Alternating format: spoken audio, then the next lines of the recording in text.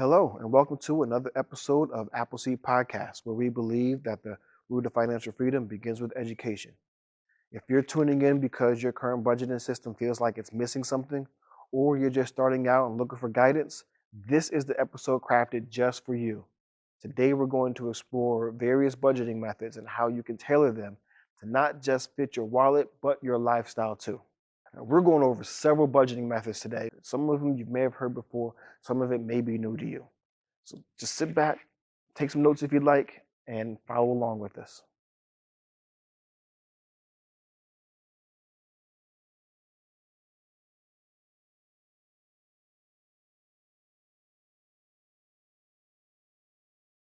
So first, let's go over what a budget is. You can see the basic Google definition behind me. However, one thing that keeps me going is this phrase I heard years ago that I initially could never wrap my head around was that if you don't tell your money what it's going to do, it's going to tell you what it's going to do. And that's basically what a budget is. You are giving your money jobs.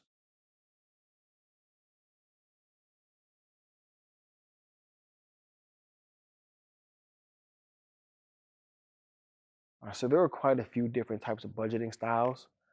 The object is to pick one that fits you. There is no one size fits all type of budget, but we're going to go through several different methods to see which one, works for you. I mean, it is your money. So you focus on what you're good at, what makes sense to you. So let's go over these first few methods. So these are some of the budgeting methods that I run through that are really popular. And we're going to hit each and every one of these and then kind of bring it all together in the end.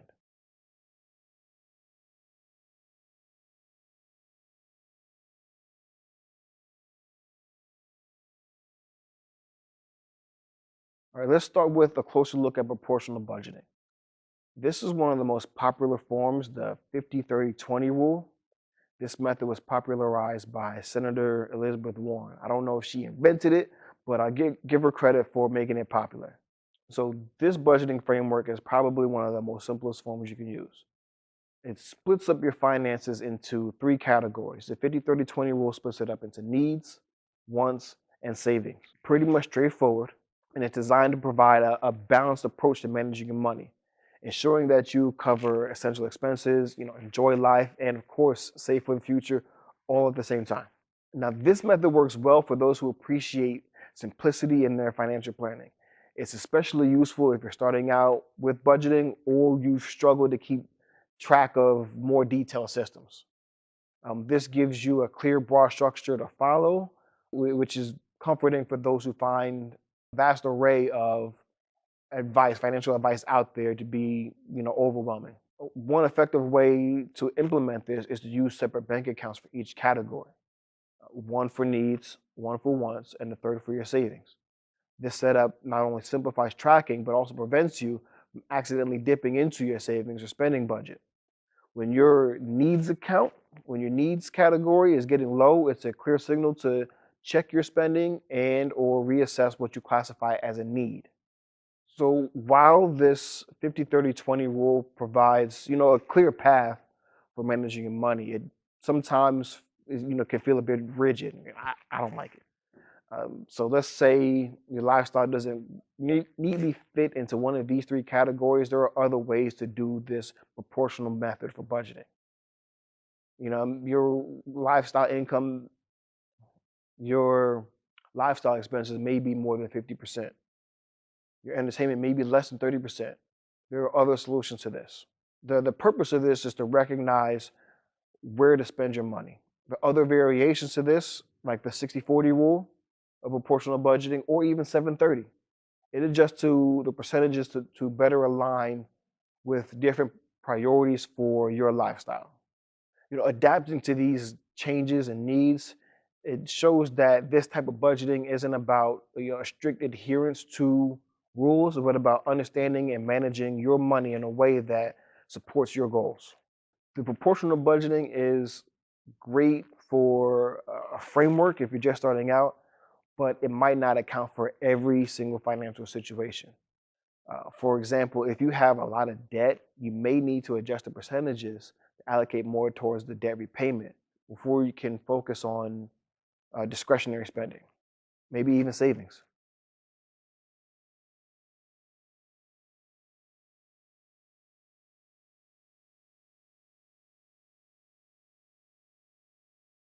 Another budgeting method, another strategy is known as the envelope method. This approach has been around for quite a bit now, this one was popularized by Dave Ramsey.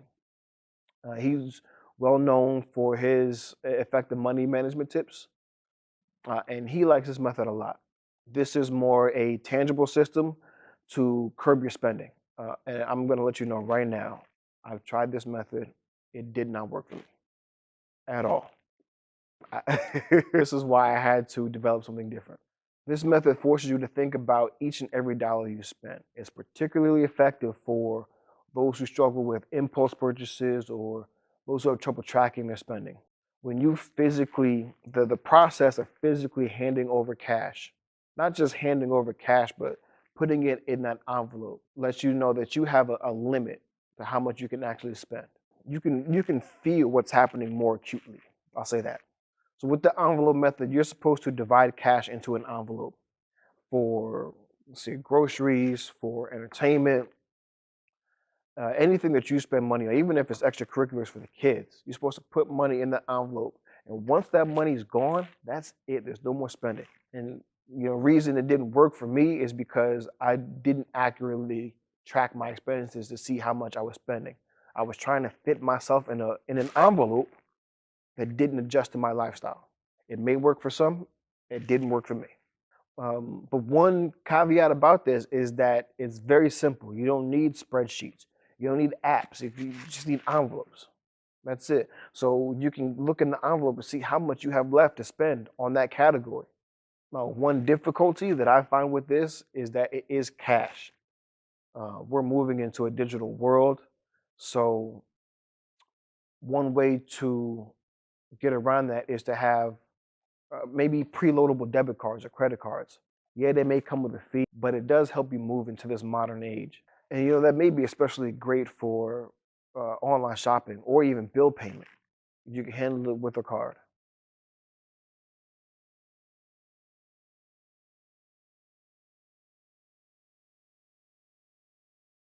All right, next is the zero sum model. All right, this starts with a simple premise. Every dollar you earn should have a purpose. At the beginning of each month or beginning of each pay period, you allocate your total expected income to various categories, be it expenses, savings, debt repayment, until there's nothing left unassigned. This method is more about precision. It's about ensuring that your income is fully utilized in a way that aligns with your financial goals. This approach is particularly effective for several reasons. One, it forces you to make intentional decisions about how you spend and save your money. That can significantly reduce wasteful expenditures if you think about it. Second, it gives you a clear roadmap for the month, setting very, very strict boundaries that help prevent overspending. Using this method, the zero sum budgeting method, you can strategically plan for both expected and unexpected expenses because it involves a bit of forecasting, looking ahead to anticipate costs, and ensuring you have a budget category ready for every scenario. This might include setting aside money for emergencies, which ensures that you're prepared for anything without disrupting your regular financial commitments. Using this is not just a standalone method. It works exceptionally well with combining it with other methods. For instance, integrating it with line item budgeting, which I'll go over in a little bit. It allows for very, very meticulous tracking of how funds are allocated and spent. So this enhances your control over each category, each spending category. Likewise, also pairing it with the envelope method can help enforce spending limits. Now, yes, with zero sum, you have to be very particular about how you allocate your money. It's going to seem very rigid, but it does offer a little flexibility. It does allow you to adjust each category as you learn more about your own spending habits. If you find you over budgeted for dining out or under budgeted for groceries, switch it around. All right, it's adjustable, it's adaptable to keep your budget relevant and realistic. Now, like I said, this does require a lot of diligence and can be very, very time consuming. But if you're one of those that are willing to commit, the rewards are great. All right, this transforms budgeting from a passive activity to an active part of your financial strategy. So this method could help you reach your goals faster.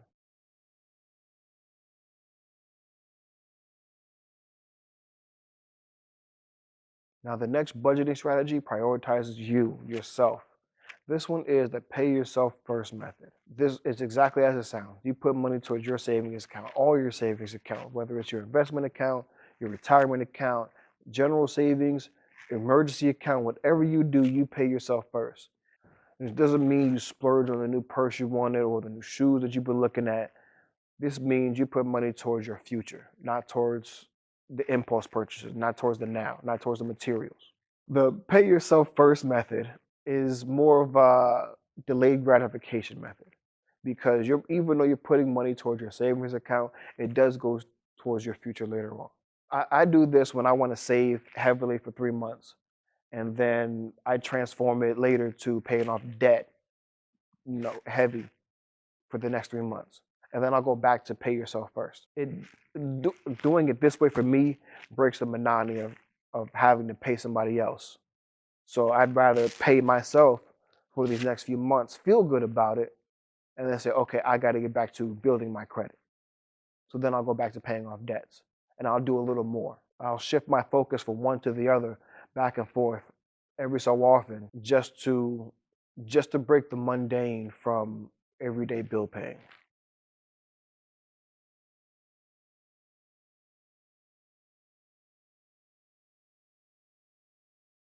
So this next method, line item budgeting, is a little bit different than the others.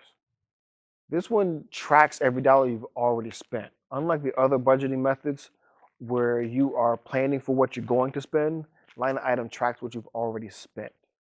All right, it categorizes each expense clearly, comprehensively. Most apps will do that, a spreadsheet will do that for you if you want to.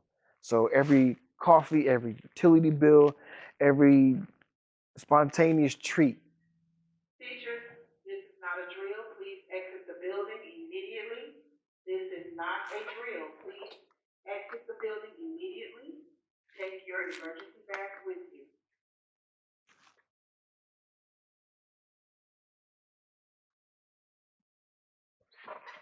Whew. All right, that was actually a drill. They said it wasn't, but yes, it was a drill. So we left off at line item budgeting. What did I say? It tracks every expense. All right, the main purpose of this is to provide a clear record of what you had already spent. Yes, all right. So I would use this method before you start a budget. Even though you've already spent money, use line item budgeting. There's plenty of apps for that. I can provide a spreadsheet if you want. Leave a comment down below, and I will leave a spreadsheet for you that tracks all your spending. If you get an app, you can sync it to your bank most likely automatically. By keeping track of your expenses, you create a detailed financial history that can help you make budgeting decisions for the next month, even beyond. This, I guess, retrospective look at your budget can help you track your trends, such as seasonal increases in utility bills, or even overspending in certain categories. So this allows you to make more informed decisions. The good thing about line item budgeting is, of course, with that saying, hindsight is 2020. So if you want to track your spending and get an idea of how to do zero-based budgeting a little bit better, use line item. If you want to do proportional budgeting, use line item. If you want to do pay yourself first, use line item to see what you can get rid of and stop spending money on and add that to your savings.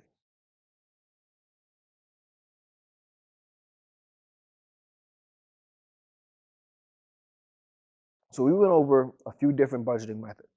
The last thing I want to cover is something that combines them all, called dynamic budgeting. This is what I prefer to use, what I teach and encourage.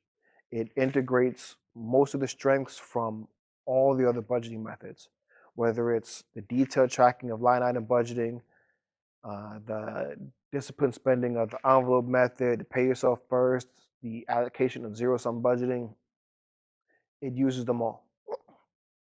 By merging all of these techniques, the system was created to where it does not adhere to strict rules of any single method.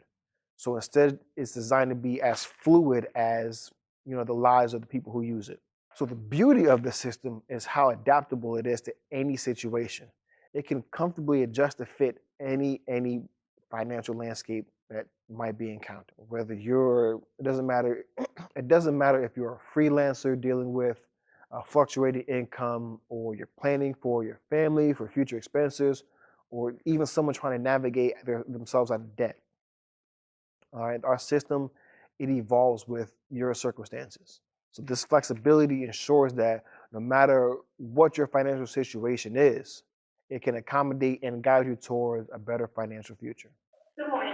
I just wanted to update you on the alarm that we counted. So there was not a fire or danger, but through all transparency, just want to let you know that there was water main issue over in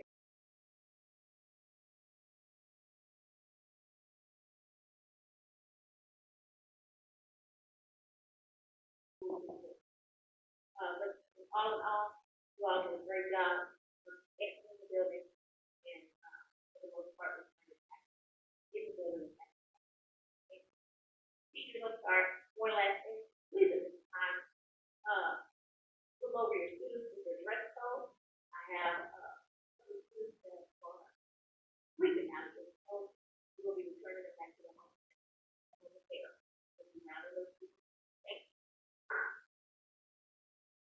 I stand corrected. That was an emergency.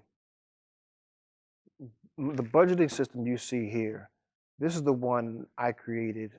I've spent years trying to perfect. Unlike other apps out there, I split my spending into 4 different categories. They are maintenance, savings, debts, and home. To me, that is simplified. My competitors, if you'd say, if you will, all their categories are the same. One of the other features that I incorporated into my budgeting system, my personal budgeting system, is the proportional method. So even though I have 4 distinct categories, I do have a spending limit in each of those categories. The difference between them is that they're not a set number. It's a range. For example, my home category is anywhere between 30 to 40% of my net income. Savings anywhere between 5 to 20% of my net income. Maintenance category, meaning everything it takes to maintain my lifestyle, is 35 to 45% of my income. And it's adjustable per week, per month, per year. It changes. The great thing about this dynamic type of budgeting is it's not static. It's adjustable to fit the needs of what I plan on spending or emergencies. So, like I said, this one works for me. When I was creating this, I could not find, I was out there looking for something that tailored to my needs, and I couldn't. So I made my own with the help of others along the way. But this is what works for me. All right, I want to thank you so much for tuning into this podcast. You had your choice for financial education and you came here. I appreciate that. I can't tell you how much I appreciate that, but I do. If you found any of this information helpful at all, or even if you think it's preposterous, like, comment, share everywhere, and please don't forget to hit that little subscribe button up there for any updates to these lessons. And remember, we're not done until learning has occurred.